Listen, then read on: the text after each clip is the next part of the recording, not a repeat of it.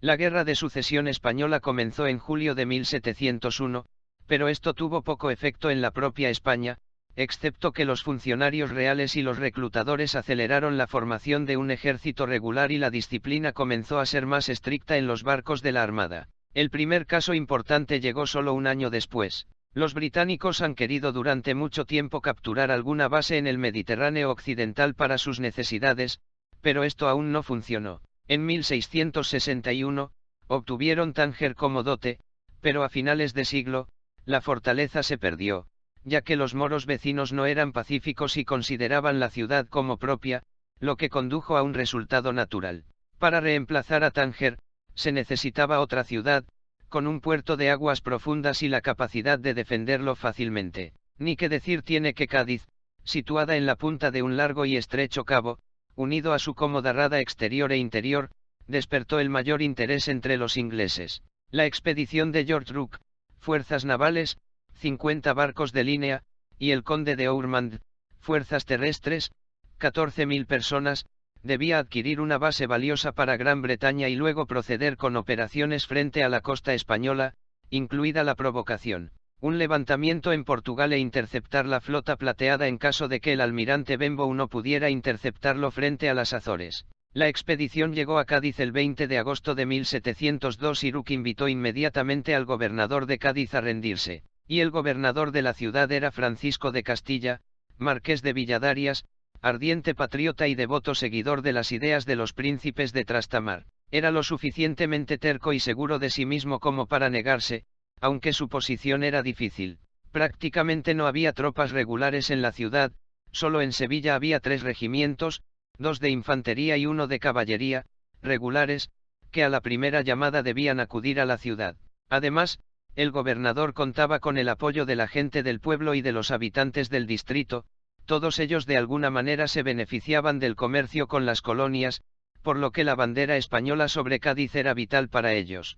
La milicia local constaba de 600 jinetes y 4.000 soldados de a pie, todos ellos bien armados y motivados para luchar hasta el final. Las tripulaciones de los barcos que estaban presentes en la incursión formaron un batallón de infantes de marina. Además, Cádiz contaba con buenas fortificaciones y numerosa artillería, 320 cañones, que estaba servida por carabineros. Finalmente, en el este, en la zona de Cartagena, se encontraba la flota de Levante española al mando del almirante Linares. Aunque los anglo-holandeses lo superaban en número, sus acciones podían distraer al enemigo, lo que tendría un efecto beneficioso en la posición de la ciudad. Sin embargo, el asunto se decidió incluso antes de que los barcos de Linares lograran llegar a Cádiz.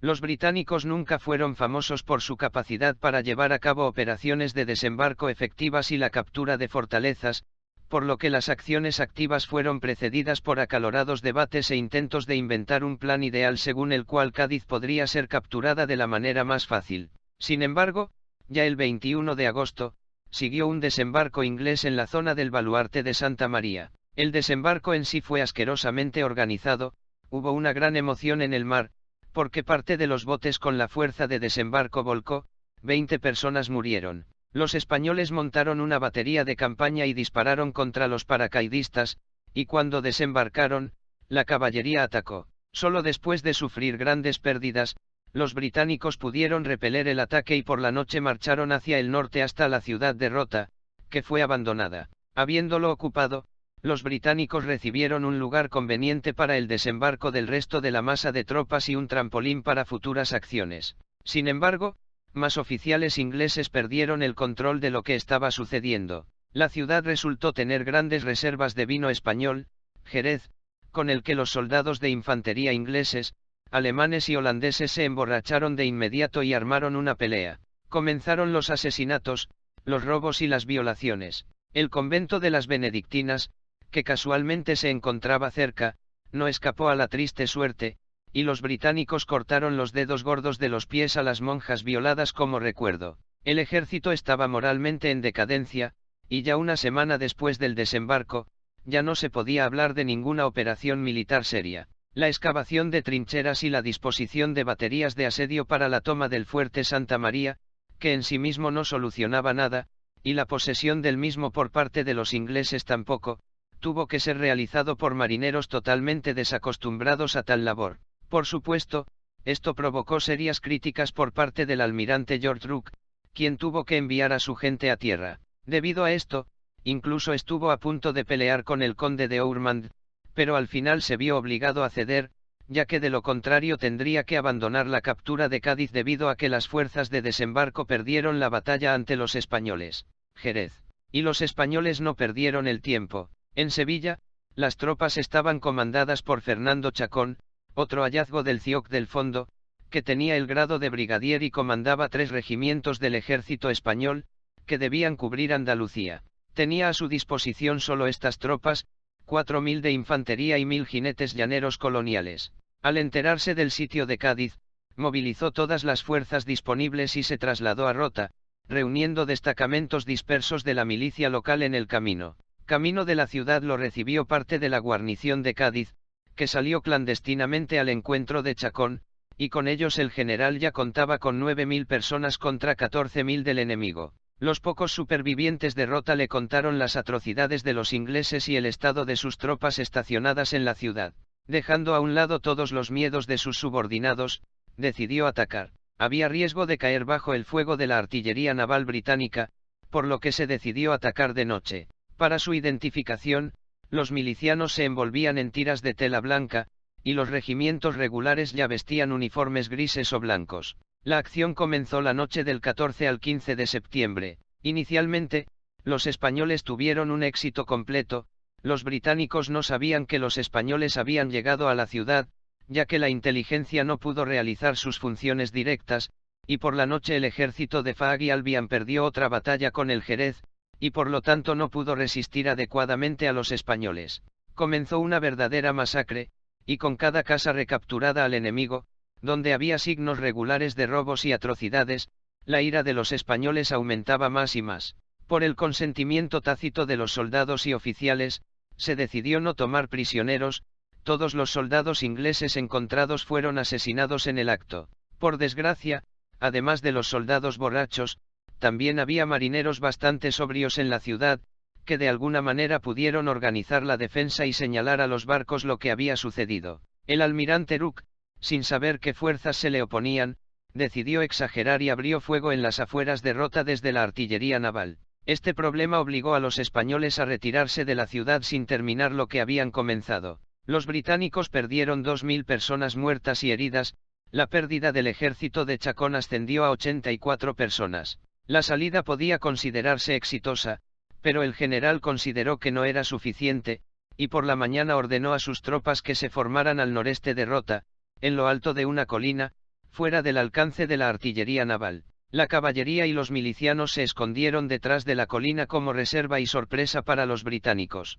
Estos, viendo solo 4,000 infantes españoles frente a ellos, decidieron tomar el combate, y abandonaron la ciudad rumbo a Chacón. Así, la primera gran batalla campal de la Guerra de Sucesión Española en España propiamente dicha tuvo lugar el 15 de septiembre, cerca de Rota, en la costa de Andalucía. El ejército español, 9.000 personas, se opuso a los británicos y a varios mercenarios holandeses y alemanes, 12.000, y la mayoría de ellos sufrieron resaca y fueron maltratados después de una batalla nocturna. Chacón, exhibiendo solo la mitad de sus tropas, provocó el ataque del ejército del conde Ormond, y los ingleses no filosofaron en inventar un plan astuto, y decidieron cubrir a los españoles por los flancos. Los españoles se alinearon para la batalla en una línea delgada, de solo 3 hombres de profundidad, lo que estiró sus posiciones pero también les permitió maximizar su potencia de fuego. El uso de tácticas lineales por parte de los españoles fue la primera sorpresa para los ingleses.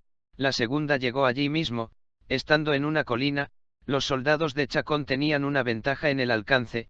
Su artillería de campo comenzó a bombardear a los ingleses con balas de cañón y perdigones, y en los soldados de infantería, bien entrenados, desarrollaron un furioso fuego de mosquetes. La tercera sorpresa para los británicos fue la aparición por los flancos de los españoles de unidades de milicias, que empezaron a disparar certeramente contra los británicos que avanzaban, que no esperaban verla frente a ellos. Y la cuarta sorpresa fue realmente devastadora. De los 9.000 españoles, 1,5 mil estaban representados por la caballería, la milicia andaluza y un regimiento regular de caballería. Este regimiento no era nada simple, fue reclutado en las colonias, entre los llaneros, los pastores de la cuenca del Orinoco. Los llaneros poseían soberbiamente un caballo, podían producir inimaginables evoluciones del sistema a la menor señal, disparaban con precisión al galope y estaban armados, además de carabinas, con sables y picas. Durante las guerras coloniales ya habían conseguido probar estos últimos en acción,